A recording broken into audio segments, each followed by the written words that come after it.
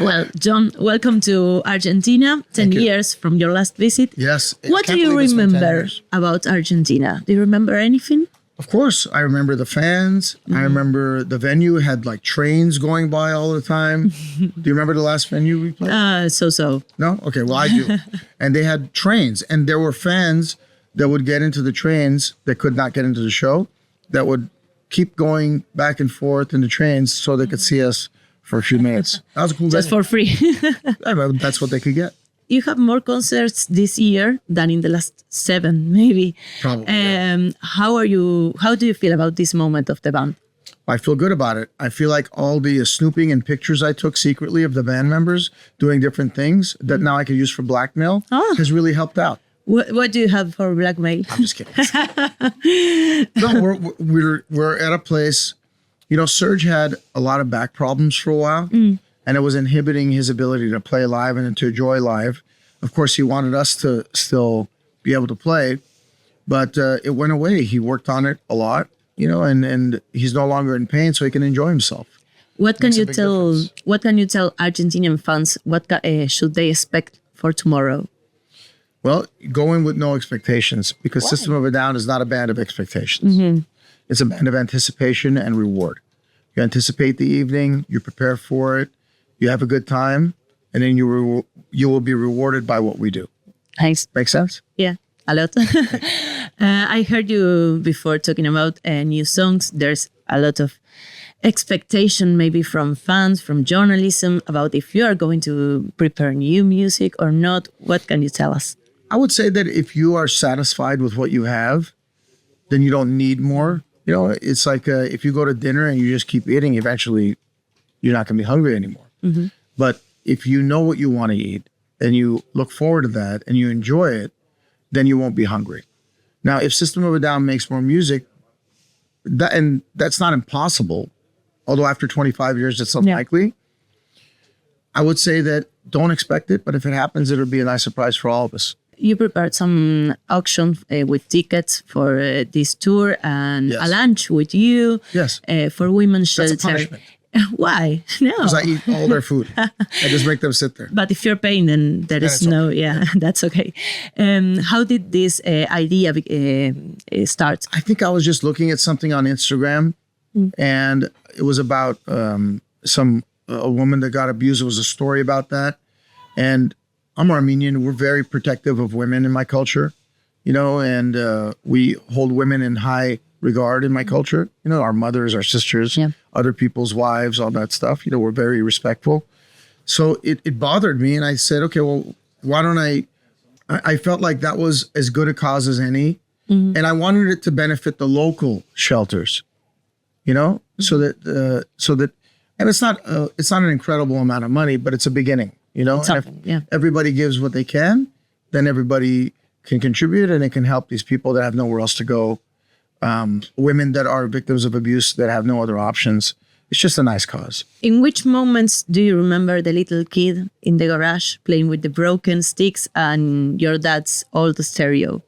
Yeah, I think about that usually when I'm on stage. On stage. And playing.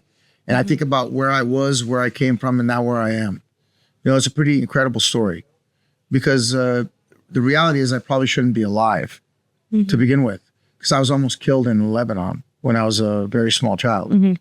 So, you know, I wasn't, fortunately, because there was a bullet that went through my bed. No, I didn't. And I was 3 years old, because there was a civil war in Lebanon at that time. So for some reason I cried. My parents took me out of the bed, and then like 5 minutes later, the bullet came through right where my pillow is. So I would have been gone, clearly. But, you know, I don't know what people believe in, but for whatever reason, I'm still here. And then we had to leave Lebanon. We moved to Canada. And then from Canada, we moved to the United States. And that's when I started playing drums. You know, right around a few years later, I finally convinced my parents to get me a drum set. And then that was the beginning of it, really. I put a lot of effort into learning how to play drums. And, you know, it was a slow process. Finding bands, playing with them. We sucked, right? I sucked, they sucked. And then you keep playing. And then one day I met the guys in System, and that was a whole new path when that happened. That's nice. A nice story. How does your passion for comics start, and what can you tell us, everyone, about your new comics? That's why we're here, actually. Yeah, when I was 12, I went to a comic book store with a friend of mine, and I just fell in love. It was like this, you know. It was actually same shape, Yeah. and they had comics on the wall with bags and pins. You know, they were pinned to the wall, and I just fell in love with it. It was like magical place for me. And I had $5, you know, US dollars, and they had like bins like that, Yeah. piles of comics, 25 cents each. What did you So- buy? Fantastic Four, X-Men, Alpha Flight, like whatever looked cool, I bought it. Mm-hmm. And then I took it home, I read it, and that was it. After that, all my money went to that. And still a lot of it does. First album you remember loving or listening a lot of times, not necessarily from System of a Down. Oh, you mean like an album that I was Music. passionate about? Yeah. Yeah. Pink Floyd, The Wall. Pink Floyd, The Wall. I listened to it every day for 2 years. Oh. Every Every day. day? Every the day. whole album? Yeah, because I would walk to school and it was half the album, and then the walk back was the other half on a tape. Wow. Favorite drummer of all times? Keith Moon. One song you can't get tired of playing live? One of ours? Yeah. Revenge. Marvel or DC? I hate to say it, but it's Marvel. Marvel. Not Marvel today. Marvel today. Okay. 70s and 80s Marvel. Okay. Favorite superhero? Well, for me as a villain, it's Doctor Doom. Do you He's a hero to me. like Avengers also? Love Avengers, but I also love Batman. I love Superman. For DC, some of the best comics came out on Vertigo. So you had like Preacher, you had V for Vendetta, you had Watchmen, Sandman, just incredible storytelling, you know? But for pure characters, I always loved Batman because he was human and he had flaws. Yeah.